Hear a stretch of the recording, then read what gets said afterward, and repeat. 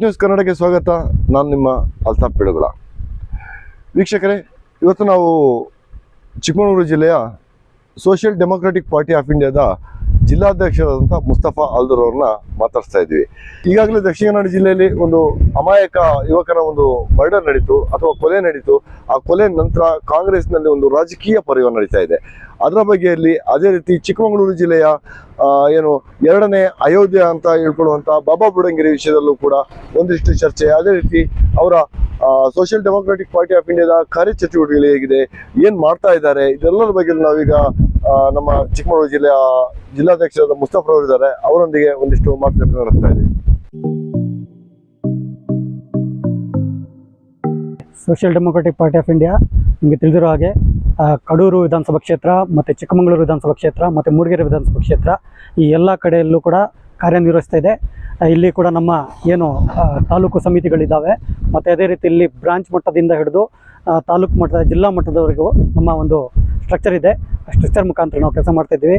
ಮತ್ತು ನಾವು ಹಲವಾರು ಕಾರ್ಯಕ್ರಮವನ್ನು ರೂಪಿಸ್ತಾ ಇದ್ದೇವೆ. ಸೋಷಿಯಲ್ ವರ್ಕ್ ಆಗಿರ್ಬೋದು, ಏನು ರಾಜಕೀಯವಾಗಿ ಜನಗಳಿಗೆ ವಂಚನೆ ಆಗ್ತಿದೆ ಅದ್ರ ವಿಚಾರವಾಗಿರ್ಬೋದು, ಮತ್ತು ಏನು ಸೌಕರ್ಯಗಳು ಸಿಗಬೇಕು ಜನರಿಗೆ, ಆ ಸೌಕರ್ಯಗಳನ್ನು ಕೊಡಿಸುವಂಥ ನಿಟ್ಟಿನಲ್ಲಿ ಏನೇನು ಕಾರ್ಯ ಬೇಕು ಅದೆಲ್ಲ ಕೂಡ ನಾವು ಮಾಡ್ತಾ ಇದ್ದೀವಿ. ಇನ್ನೇನು ಮುಂದಿನ ಬರುವಂಥ ಎಲೆಕ್ಷನ್ಗಳಲ್ಲಿ ಗ್ರಾಮ ಪಂಚಾಯತಿ ಹಿಡಿದಿದ್ದು MLA ಎಲೆಕ್ಷನ್ವರೆಗೂ ನಾವು ಖಂಡಿತವಾಗಿಯೂ ಇಲ್ಲಿ ದೃಢವಾಗಿ ನಿಲ್ತೇವೆ ಮತ್ತು ಎಲ್ಲ ರೀತಿಯಲ್ಲಿ ನಾವು ಕಂಟೆಸ್ಟ್ ಮಾಡ್ತೇವೆ.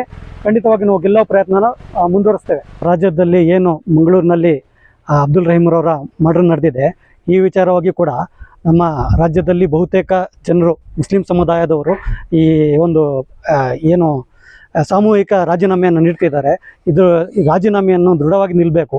ಇಲ್ಲಿವರೆಗೆ ಅಂತ ಹೇಳಿದರೆ ಇಲ್ಲಿ ಏನು ನಮ್ಮ ಗೃಹ ಸಚಿವರು ಅವರು ಮುಸಲ್ಮಾನ್ ಸೆಕ್ಯುಲರ್ ಪಾರ್ಟಿಯ ಗೃಹ ಮಂತ್ರಿಯೋ ಅಥವಾ ನಮ್ಮ ಏನು ಕೋಮುವಾದಿ BJP ಗೃಹ ಮಂತ್ರಿಯೋ ಅಂತ ಗೊತ್ತಾಗ್ತಿಲ್ಲ. ಯಾಕಂತ ಹೇಳಿದರೆ ಬಹುತೇಕ ಮರ್ಡರ್ಗಳು ನಡೆದಾಗ ಕೂಡ ಬರೀ ಇವ್ರ ಬಗ್ಗೆ ಮಾತ್ರ ಮಾತಾಡ್ತಾರೆ ಹೊರತು ಕೋಮುವಾದಿಗಳ ಬಗ್ಗೆ ಬರೀ ಮಾತಾಡ್ತಾರೆ ಬಿಟ್ಟು ಬರೀ ಅವರು ಯಾವುದೇ ಬೇರೆ ಅನ್ಯ ಧರ್ಮದವರ ಬಗ್ಗೆ ಏನೇ ಅಪಪ್ರಚಾರಗಳು ಮರ್ಡರ್ಗಳು ನಡೆದರೂ ಕೂಡ ಏನೂ ಕೂಡ ಅಲ್ಲಿ ಮಾತನಾಡೋದಿಲ್ಲ ಮತ್ತು ಸೂಕ್ತ ಕ್ರಮಕ್ಕೆ ಏನೂ ಕೂಡ ಜಾರಿ ಮಾಡೋದಿಲ್ಲ. ಹೇಳ್ತಾರೆ, ಅಲ್ಲಿಗೆ ಆ ಮಾತನ್ನು ಮುಗಿಸ್ಬಿಡ್ತಾರೆ. ಅದೇ ರೀತಿ ಅಲ್ಲಿ ಏನು ಮರ್ಡರ್ ಆಗಿದೆ ಅದ್ರ ಬಗ್ಗೆ ಒಳ್ಳೆಯ ರೀತಿಯಲ್ಲಿ ಪ್ರತಿಭಟನೆ ಅಥವಾ ಇದು ಏನು ಕಾನೂನಾತ್ಮಕ ಹೋರಾಟ ಆಗಿದೆ ಅದು ಖಂಡಿತವಾಗಿ ನಡೀಲಿ. ಮತ್ತು ಅದೇ ರೀತಿಯಲ್ಲಿ ನಮ್ಮ ಬಾಬಾ ಬುಡನ್ಗಿರಿ ವಿಚಾರದಲ್ಲೂ ಕೂಡ ನಾನು ಈ ಬಗ್ಗೆ ಹೇಳ್ತೇನೆ. ಏನಂತ ಹೇಳಿದರೆ, ನಮ್ಮ ಚಿಕ್ಕಮಗಳೂರಿನಲ್ಲಿ ಬಾಬಾ ಬುಡನ್ಗಿರಿ ವಿಚಾರ ನಿಮಗೆ ಗೊತ್ತಿರ್ಬೋದು. ಏನು ಅಲ್ಲಿಯ ಮಂಗಳೂರಿನಲ್ಲಿ ಏನು ಮರ್ಡರ್ ಆಗಿದೆ ಅದೇ ವಿಚಾರವನ್ನು ಇಟ್ಕೊಂಡು ಇಲ್ಲಿ ಬಾಬಾ ಬುಡನ್ಗಿರಿ ವಿಚಾರದಲ್ಲೂ ಕೂಡ ಇಲ್ಲಿನ ಮುಸಲ್ಮಾನರು, ಇಲ್ಲಿನ ಕಾಂಗ್ರೆಸ್ ನಾಯಕರುಗಳು, ಅಲ್ಪಸಂಖ್ಯಾತರ ನಾಯಕರುಗಳು ಇವರು ಕೂಡ ರಿಸೈನ್ನ ಕೊಡಬೇಕು. ಎಲ್ಲಿವರೆಗೆ ಅಂತ ಹೇಳಿದರೆ ಈ ಬಾಬಾ ಬುಡನ್ಗಿರಿ ವಿಚಾರ ಇಲ್ಲಿಗೆ ಮುಗಿಬೇಕು. ಯಾಕಂತ ಹೇಳಿದರೆ ನೀವು ನೋಡ್ತಾ ಇರ್ಬೋದು, ಬಹುತೇಕ ಕಾಲದಿಂದ ಒಂದು CT ರವಿ ಅವರು ಇದನ್ನೇ ಅಜೆಂಡಾ ಮಾಡಿ ಇಟ್ಕೊಂಡು ಬಾಬಾ ಬುಡನ್ಗಿರಿಯನ್ನು ಇದು ಒಂದು ಆಡಳಿಕೆ ಮಾಡಿದ್ದಾರೆ. ಒಂದು 15-20 ವರ್ಷ ಏನು ಕೋಮುವಾದನ ಮಾಡಿಕೊಂಡು ಇದನ್ನು ವಿರೋಧಿಸುವ ಒಳ್ಳೆ ಈಗ ಸಂದರ್ಭ ಇದೆ. ಚಿಕ್ಕಮಗಳೂರು ಜಿಲ್ಲೆಯಲ್ಲಿ 5 ಕಾಂಗ್ರೆಸ್ನ ಸೆಕ್ಯುಲರ್ ಮೈಂಡ್ನ ಏನು ಶಾಸಕರಿದ್ದಾರೆ ಇವರೆಲ್ಲ ಒಟ್ಟಿಗೆ ಸೇರಿಸ್ಕೊಂಡು ಏನಿದೆ ಬಾಬಾ ಬುಡನ್ಗಿರಿ ವಿಚಾರವಾಗಿ ಇದನ್ನು ನೀವು ಮುಸಲ್ಮಾನರ ಲೀಡರ್ಸ್ಗಳು ನೀವು ಅವ್ರಿಗೆ ಒತ್ತಡ ಹಾಕಬೇಕು. ಇಲ್ಲಿ ಏನು ರಾಜೀನಾಮೆ ಪರ್ವ ನಡೀತಿದೆ ಅದ್ರ ಜೊತೆ ಇದನ್ನು ಸೇರಿಸ್ಕೊಂಡು ನೀವು ಕೂಡ ಚಿಕ್ಕಮಗಳೂರು ಜಿಲ್ಲೆಯಲ್ಲಿ ಎಷ್ಟು ಜನ ಮುಸಲ್ಮಾನರು ನಾಯಕರುಗಳಿದ್ದೀರಿ, ಅಲ್ಪಸಂಖ್ಯಾತ ನಾಯಕರಿದ್ದೀರಿ, ಮುಸಲ್ಮಾನರಿಗೆ ಹಿತ ಬಯಸೋರಿದ್ದೀರಿ, ನೀವು ಸಹ ಕೂಡ ಎಲ್ಲರೂ ಒಟ್ಟಾಗಿ ಈ ರಾಜೀನಾಮೆನ ನೀವು ಕೂಡ ನೀಡಬೇಕು. ಎಲ್ಲಿವರೆಗೆ ಅಂತ ಹೇಳಿದರೆ ಈ ನಮ್ಮ ಏನು ಬಾಬಾ ಬುಡನ್ಗಿರಿ ವಿಚಾರ ಇದೆ ಇದು ಇಲ್ಲಿಗೆ ಮುಕ್ತಾಯವಾಗಬೇಕು. ಇನ್ನು ಮುಂದೆ ಯಾವುದೇ ರೀತಿಯ ಎಲ್ಲಿಂದ ಚರ್ಚೆ ಆಗಬಾರ್ದು. ಅದು ಏನು ಮೊದಲಿಂದ ಸೆಕ್ಯುಲರ್ ಆಗಿತ್ತು ಅದೇ ರೀತಿಯಲ್ಲಿ ನಡ್ಕೊಂಡು ಹೋಗಬೇಕು. 1972 ಏನು ನಮ್ಮ ಬಾಬಾ ಬುಡನ್ಗಿರಿ ವಿಚಾರದಲ್ಲಿ ಸುಪ್ರೀಂ ಕೋರ್ಟ್ ತೀರ್ಮಾನ ನೀಡಿದೆ 72 ಹೇಗಿರ್ಬೇಕಂತ ಹೇಳಿ ಅದೇ ರೀತಿ ನಡ್ಕೊಂಡು ಹೋಗ್ಬೇಕಂತ ಹೇಳಿ ನೀವು ಒತ್ತಡ ಹಾಕಿದರೆ ಮಾತ್ರ ಸಾಧ್ಯ. ಏನು ನಮ್ಮ ರಾಜ್ಯದ ರಾಜಕೀಯದ ಬಗ್ಗೆ ಈಗ ನಿಮಗೆ ಎಲ್ಲರಿಗೂ ತಿಳಿದಿರೋ ಹಾಗೆ ನಮ್ಮ ಏನು ಕರ್ನಾಟಕದಲ್ಲಿ ಭಾಗ್ಯ ಅಂದ್ಕೊಂಡು ಏನೂ ಕೂಡ ಡೆವಲಪ್ಮೆಂಟ್ ಇಲ್ಲಿ ಸಾಧ್ಯವಾಗ್ತಿಲ್ಲ. ಯಾಕಂತ ಹೇಳಿದರೆ ಈ ಭಾಗ್ಯ ಅನ್ನೋದು ಕೊಟ್ಬಿಟ್ಟು ಜನರಿಗೆ ತುಂಬ ವಂಚನೆ ಮಾಡ್ತಿದ್ದಾರೆ. ಮತ್ತೊಂದು ಅಂತ ಹೇಳಿದರೆ ಏನು ಕೂಡ ಡೆವಲಪ್ಮೆಂಟ್ ಇಲ್ಲ.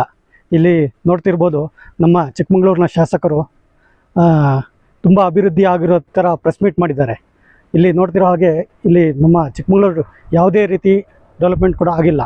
ಚಿಕ್ಕಮಗಳೂರು ವಿಧಾನಸಭಾ ಕ್ಷೇತ್ರದಲ್ಲಿ ನೀವು ನೋಡ್ತಿರ್ಬೋದು, ಉಪ್ಪಳ್ಳಿ ರಸ್ತೆ ಆಗಿರ್ಬೋದು, ಮತ್ತು ಡೆಂಡ್ರುಮಕ್ಕಿ ಮತ್ತು ನಮ್ಮ ಮಾರ್ಕೆಟ್ ಬೀದಿಗಳಾಗಿರ್ಬೋದು, ಯಾವುದೇ ಕೂಡ ಡೆವಲಪ್ಮೆಂಟ್ ಇಲ್ಲ. ಮತ್ತು ಅದೇ ರೀತಿ ಉಪ್ಪಳ್ಳಿ ರಸ್ತೆಯಲ್ಲಿ ಬಹುತೇಕ ಗ್ಯಾರೇಜ್ ಲೇಬರ್ಸ್ಗಳು ಇರುವಂಥ ಪ್ರದೇಶ. ಅಲ್ಲಿ ಬಹುತೇಕ ಮುಸಲ್ಮಾನರು ಇರುವಂಥ ಪ್ರದೇಶ.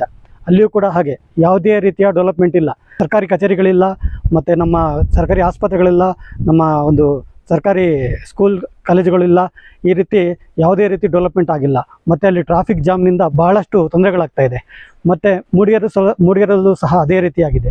ಮೂಡಿಗೆರಲ್ಲಿ ನಮ್ಮ ಆಲ್ದೂರಲ್ಲಿ ಆಲ್ದೂರು ಒಂದು ತಾಲೂಕಿನ ಜನಸಂಖ್ಯೆ ಇರುವಷ್ಟು ಒಂದು ದೊಡ್ಡ ಹೋಬಳಿ ಆಗಿದೆ.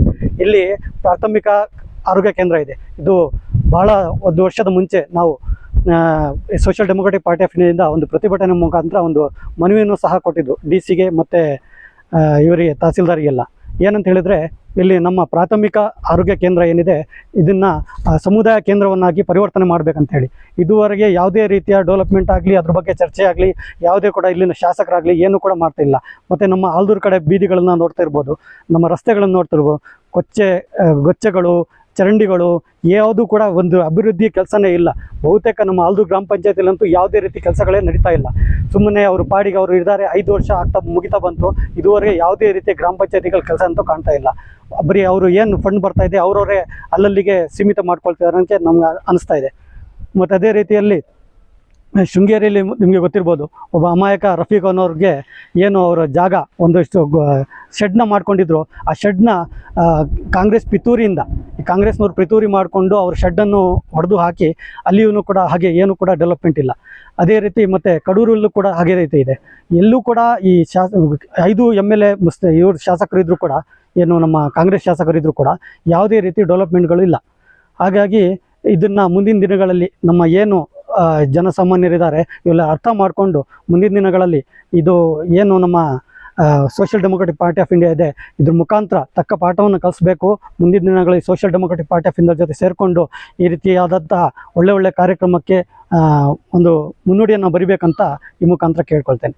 ಮತ್ತು ಮುಂದಿನ ದಿನಗಳಲ್ಲಿ ಇದೇ ರೀತಿ ಒಂದು ವೇಳೆ ಯಾವುದೇ ರೀತಿಯಾದ ನೀವು ಮುಸಲ್ಮಾನ್ ನಾಯಕರುಗಳು ನೀವೇನು ಈ ಬಗ್ಗೆ ಮಾತಾಡದೆ ಇಲ್ಲದೇ ಇದ್ದರೆ ಮುಂದಿನ ದಿನಗಳಲ್ಲಿ social democratic party of India ಮುಂಚೂಣಿಯಲ್ಲಿ ಇಟ್ಕೊಂಡು ಇದ್ರ ಬಗ್ಗೆ ಎಲ್ಲ ದೃಢವಾದ ನಿರ್ಧಾರವನ್ನು ಮಾಡಿಕೊಂಡು ಪ್ರತಿಭಟನೆ ಆಗಲಿ, ನಿಮ್ಮ ಈ ದೌರ್ಜನ್ಯಗಳು ನೀವು ಮಾಡ್ತಿದ್ದೀರಿ ಮುಸಲ್ಮಾನ ನಾಯಕರುಗಳು, ನಿಮ್ಮೆಲ್ಲೂ ಏನು ಮುಲಾಲಿಲ್ಲದೆ ನಿಮ್ಮ ವಿರುದ್ಧವಾಗಿಯೂ ಕೂಡ ಪ್ರತಿಭಟನೆ ಮಾಡೋಕ್ಕೆ social democratic party of India ಸಿದ್ಧವಾಗಿದೆ ಅಂತ ಹೇಳಕ್ಕೆ ಇಷ್ಟಪಡ್ತೇನೆ.